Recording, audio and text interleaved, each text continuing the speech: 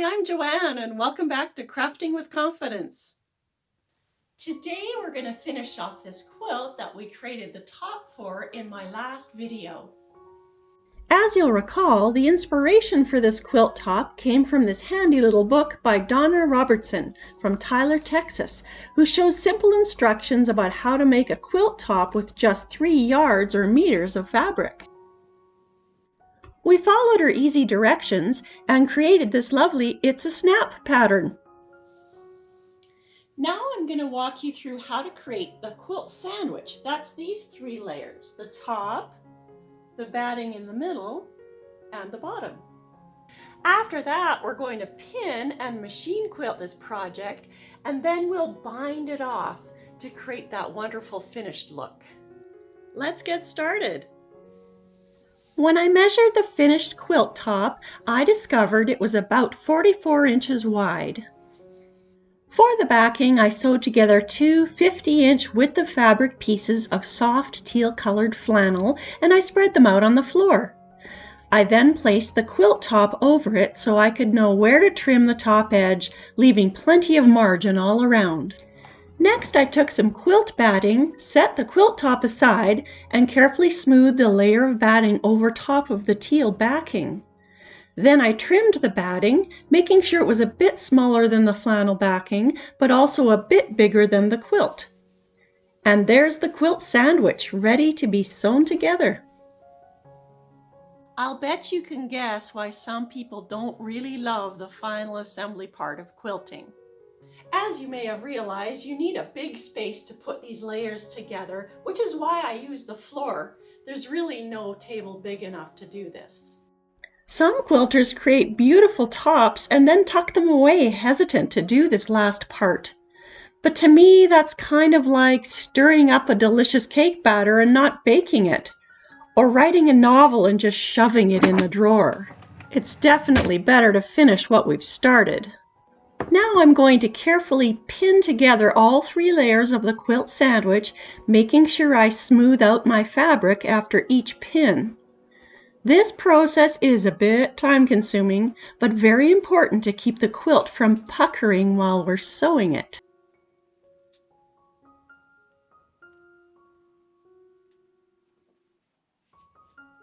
This gives you a sense of what the pinned quilt sandwich looks like.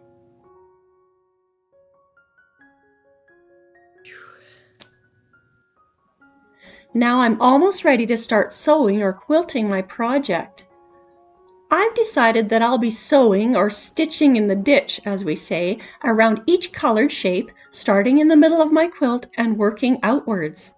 After that, I'll be sewing around the outside edges, exactly where each border starts. That pinning part was a little bit of a pain, but now I get to do the part I like best, which is the sewing. I'll begin by stitching around these dark blue shapes, and then we'll go from there. I usually stitch relatively slowly with a longer basting stitch. You'll notice that I'm constantly smoothing out my project as I go.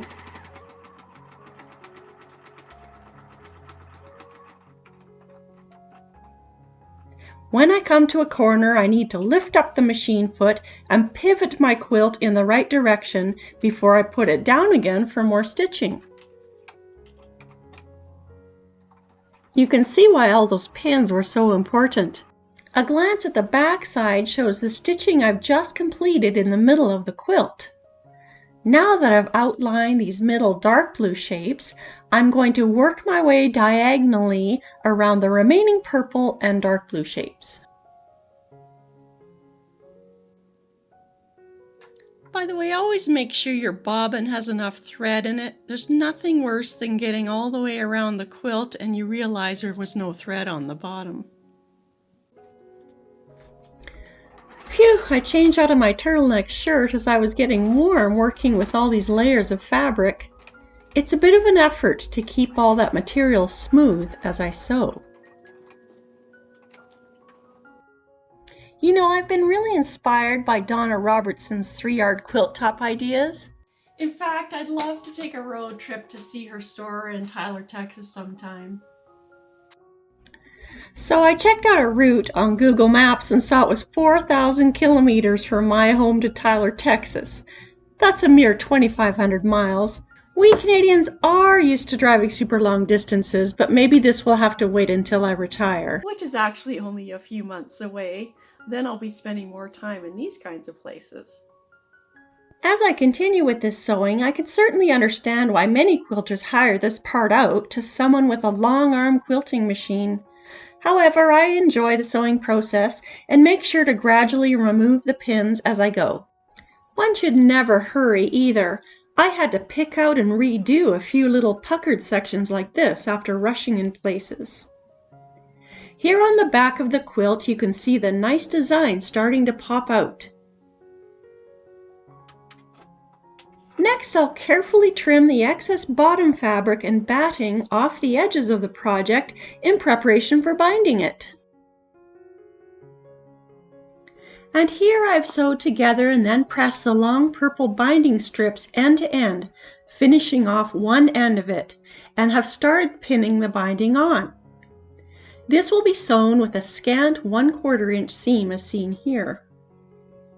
In these two previous videos, I show you exactly how to accurately round the corners on a project like this. And finally, I'm getting to one of my favorite parts of quilting, which is the hand sewing of the binding. I love how the binding really tunes up the edges of the quilt and makes it look completely finished. In fact, here is the finished quilt. I think that was a snap, don't you?